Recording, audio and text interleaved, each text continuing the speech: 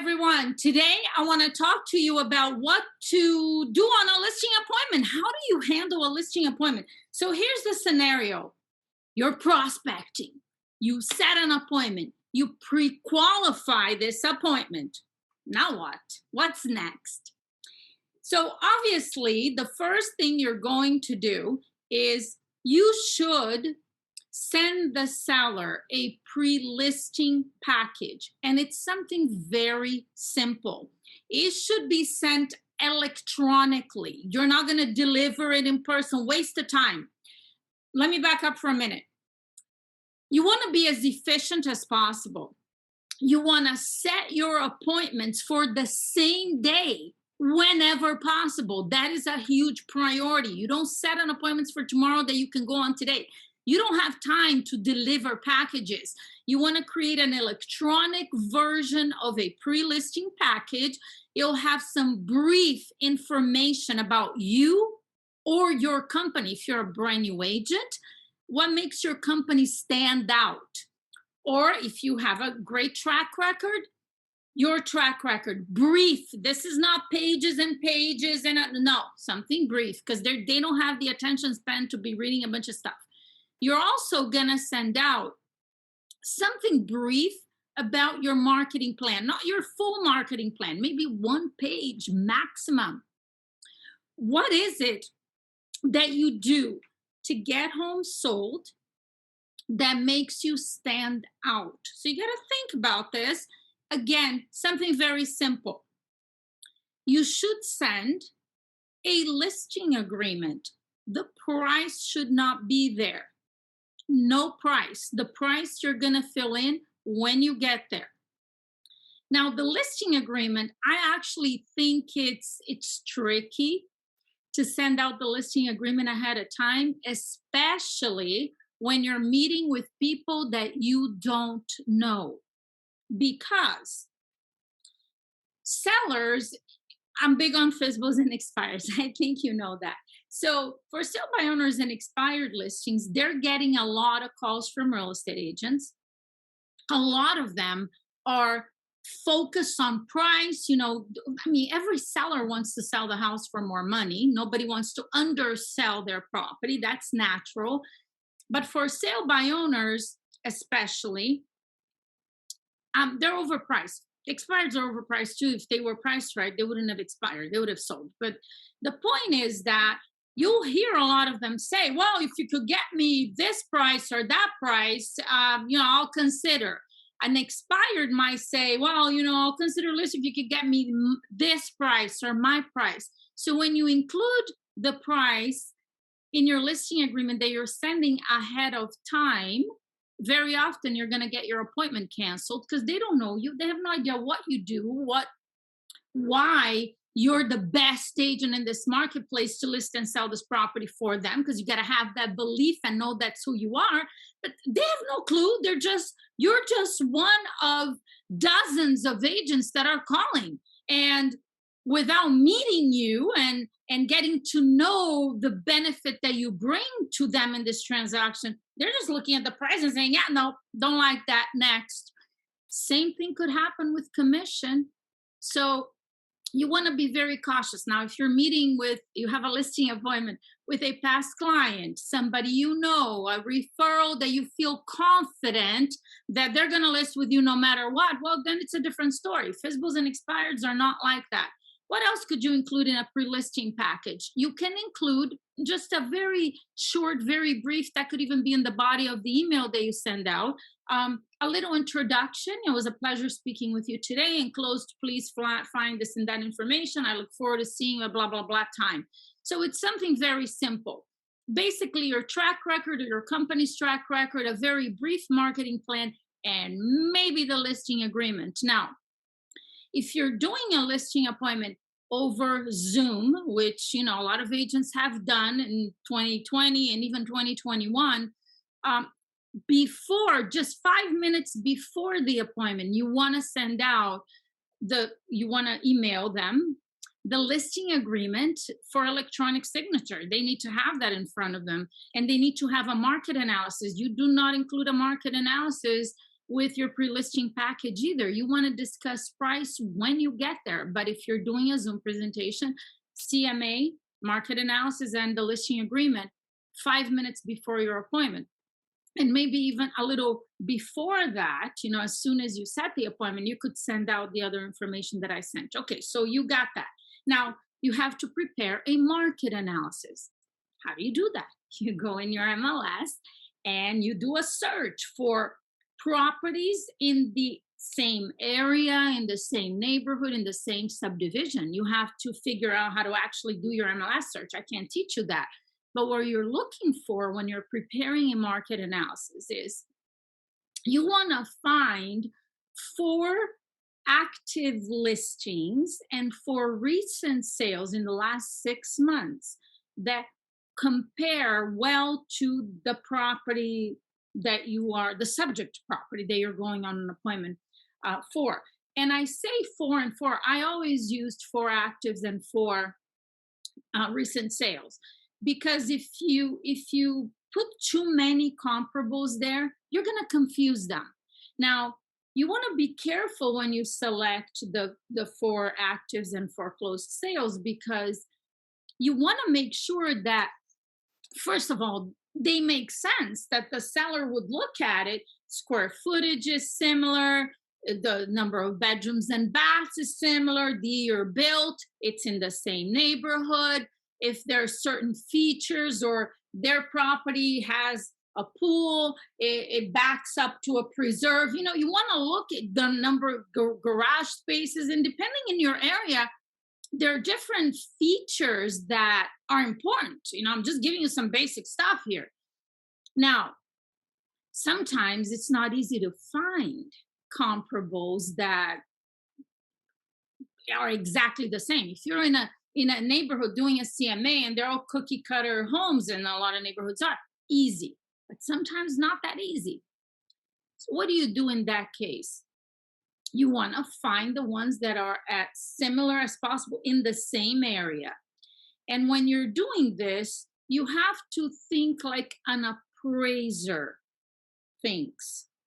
If you're watching this and you're new to real estate, you're like, well, I don't know how an appraiser thinks, and I've never seen an appraisal. Well, you need to speak with your broker, get a recommendation of a good appraiser, and you need to ask to look at an appraisal. You need to study that. You need to invite them to lunch, an appraiser, or coffee, and ask them how they come up with comparables. They make adjustments, in essence. When you are not able to find homes that are really similar, you want to, so let's say this home has 4 bedrooms and the other one has 3, or the square footage is 200-300 square feet bigger, whatever, to the one the appointment that you're going on. What do?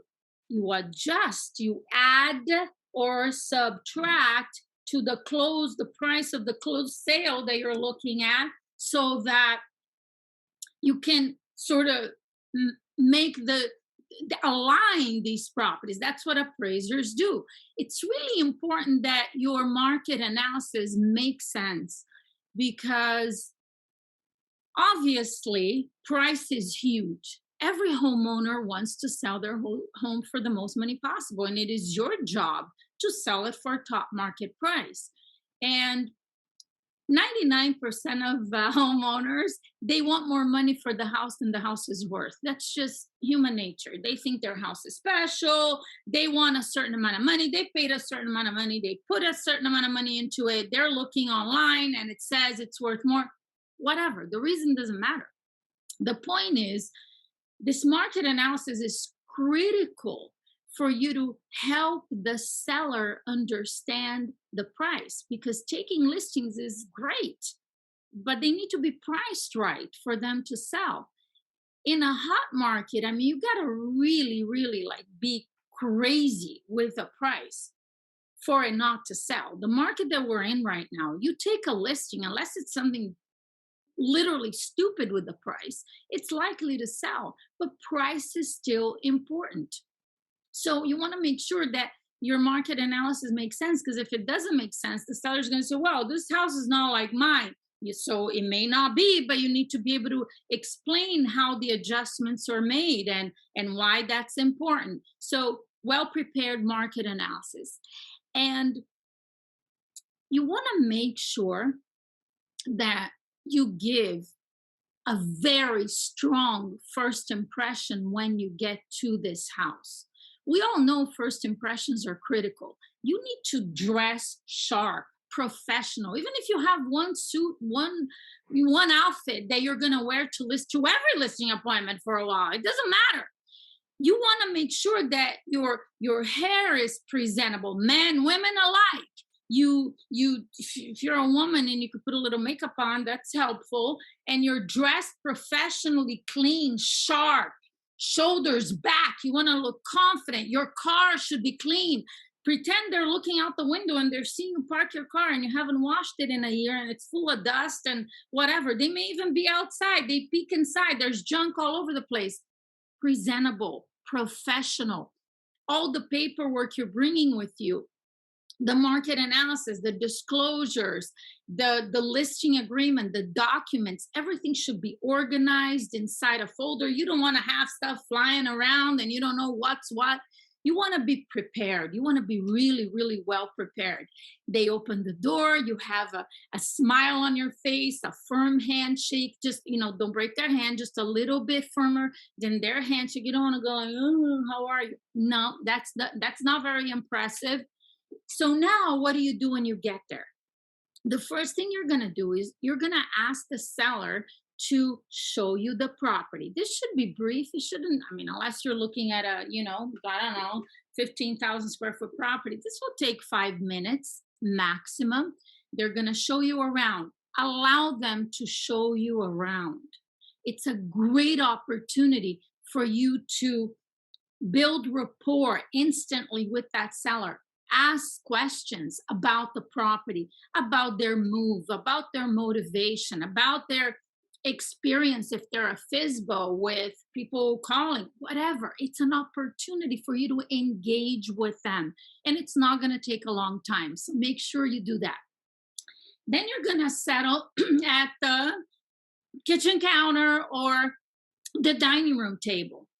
And the first thing I want you to do before you start, okay, when you get to the table, I want you to take out of your briefcase the listing agreement. I have a notepad right here. I'm going to pretend it's a listing agreement, okay? So I get to the dining room table. I take out this listing agreement. I put it on top of the table with a pen on top of it. And this listing agreement is completely filled out, okay? Their name, the property address, completely except for the price. So their name, the address, the expiration date, the commission, everything's filled out. The price is blank.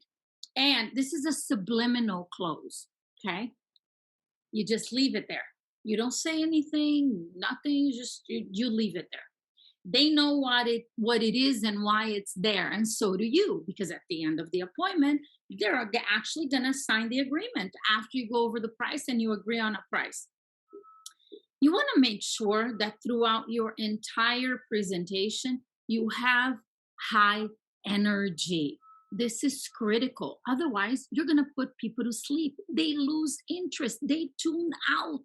When you're talking to someone and you're just, they go to La La Land, okay? They're not listening. You're not engaging them. You got to have high energy. And another reason for it too is people make decisions when they're excited about the future. They're going to make a decision to grab that pen and sign this listing agreement with you today because they're excited about the fact that you can sell this property for them for the highest possible price in the least amount of time with the least amount of hassle. They need to get excited about that to sign the agreement.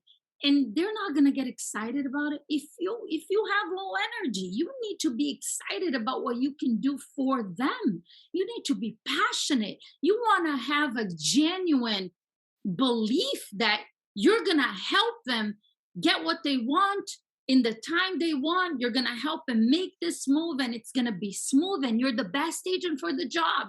You got to convey that. not just with what you say, your energy, your body language, all needs to be congruent. Because if you're saying to them something like, this is just an example, Mr. Seller, I am confident that I can sell your home quickly and for the most money possible. And you're saying, uh, I'm confident that I can sell your home quickly and for the most money possible. Like the audio and the video don't match. It's just weird. And listen, I've done that. Okay. So it's okay as long as you're aware of what's happening. I highly recommend that you practice your listing presentation in front of a mirror and you videotape your own listing presentation, a role play with another agent in your office, with somebody in your family, with a friend, with whoever, so you can watch yourself. Because a lot of times we have certain mannerisms, body language, behavior, gestures we are unaware of. And it's totally incongruent. We're saying something and we look like we're doing something else. Weird. And when you get weird, they get weird. And I'm saying you should videotape and practice in front of a mirror, because you can't change what you are unaware of. And I remember when I started in real estate, I had no idea what I sounded like or what I looked like. And it's one of the most brutal things you do to watch yourself and listen to yourself and go, oh my God, I wouldn't list with myself. This is terrible. No wonder nobody wants to give me appointments or list with me. But see, that's such a huge opportunity right there. If you don't listen to yourself, if you don't watch yourself, you don't know. So how are you going to improve and get better? You won't. You just keep doing the same thing over and over, expecting different results, definition of insanity. Then you get discouraged. Then you leave real estate and you go get a real job. We don't want to do that. I know that's not why you're here. So high energy. What are some of the main things you're going to do when you actually sit down at the dining room table now? You want to just do a quick recap of their motivation. Mr. Seller, when we spoke over the phone, I know you mentioned that you're moving to Dallas and you'd like to be there in the next 2 to 3 months because you got a job transfer and it's important to you to make sure you sell this home, obviously, for the most money possible. And it sounds to me, based on our conversation, that you also would like to sell it as quickly as possible, correct? So you're confirming motivation. Then the next thing you're going to do is you're going to talk to them about your marketing plan. Now, this needs to be brief, okay? Brief. I know most real estate agents spend an hour talking about their company and what they do and the virtual tour and the photos and the this and the that, stuff that every agent does, and you're probably doing it too, and there's nothing wrong with that. A lot of agents, especially more experienced agents, well, I have this certification and this designation and I did this and I did that and I've been in real estate for 20 years and listen, it's perfectly okay if you have all these credentials and track record to talk to the seller about that. And your marketing plan, you probably are doing some of the same things that every agent is doing, fine. But there are two things I want you to remember here when you're talking about your marketing plan. Brief. It shouldn't take more than 10 minutes, maximum. Here are the two things to remember. Sellers don't care what you know. They don't care the experience you have, what your track record is, and all the designations that you have. They don't care about that. The only thing they care about is, how is all of that gonna help me sell this home quickly for the most money possible and with the least amount of hassle? That's all they care.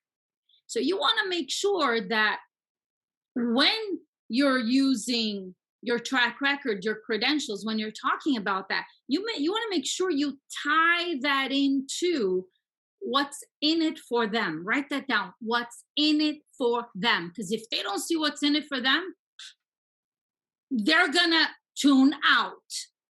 They're not listening. They're looking at you, they hear you, they lose interest completely.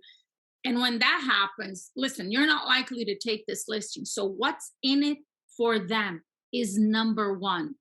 And when you're talking about what you do to sell homes, so we're talking about, yeah, whatever every agent does and whatever you do, what makes you stand out? Those, that's what they want to know. Oh, are you like everybody else? Or what is it about you that what separates you from everyone else out there?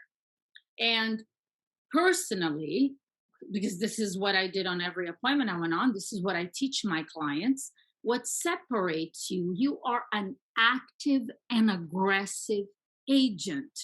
99% of agents, they take a listing, they put it in the multiple listing service, they hire a professional photographer, they do a virtual tour, they may do some open houses, whatever else, right? And then they sit around for 6 months and they hope and pray that somehow this house is going to sell. They're not actively and aggressively looking for buyers and sellers every day. There's a benefit for you prospecting for sellers, which is cross selling. I'm not going to get into that here, but I teach my clients that in detail. That's what separates you. You're not going to sit around. There's a buyer for their house out there, and your job is to go find them. And when you're presenting your marketing plan, that is going to come across very strongly, and they're going to go, wow, that's the kind of agent I'm looking for. So you go through the marketing plan. What's the next step? The price.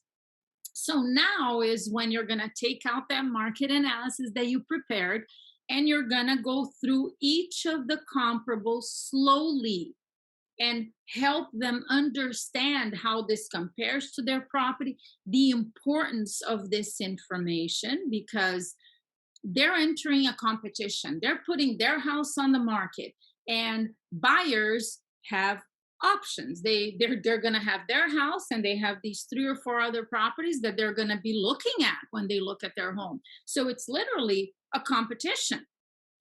Why are the closed sales important? Because that's the information that an appraiser uses to appraise a property. So looking at the recent sales is important. Your job when you're discussing price is not to tell them what the price should be. Your job is to help them understand what the price has to be for them to sell this home. When you walk into a listing appointment after you prepare this market analysis and you understand the market conditions, also the amount of inventory of homes for sale, how many sold the previous month, these are all things that you need to help the seller understand because they affect the price of the property. So when you walk into this appointment, you have an opinion of the price. What is your opinion of the price based on? It's based on what's available for sale, what has recently sold, and the market conditions. So think of yourself as you're there to share this information with the seller in a way that causes them to come to the same conclusion that you came to in regards to the price. Because if you just tell them the price, remember, I think I said this earlier, I said it in other videos, every homeowner wants more money for the house than the house is worth. So if you just tell them, the price that you want to list this property for is likely to be lower than what they want. And if you just tell them, then it's going to be an argument between like them, they're trying to convince you of the price they want, they need, or whatever. And you're trying to convince them that it needs to be lower, but the evidence that you have to influence them to see what it is you see, it's your market analysis and your knowledge of the market conditions. So that's the next step, is to discuss the price. You might have to handle some price objections, and then you come to a conclusion on the price.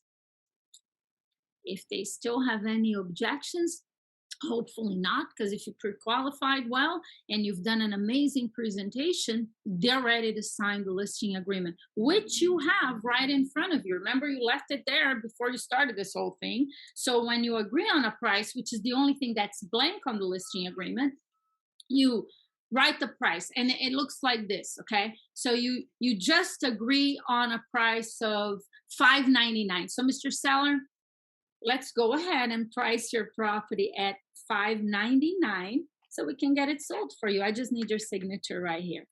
And you're handing them the pen and you're pointing to the signature line. That's it. There's no weirdness, there's no hesitation. You don't agree on a price and then you go, well, so what do you think? Passive. Motivated sellers are looking for an aggressive agent. You lead, they follow. You've done an amazing presentation. There's nothing left to do except sign the listing so you can go sell this property. I trust this has helped you be better prepared so you can walk into your appointments, get a signature on a well priced listing. That's where it's at.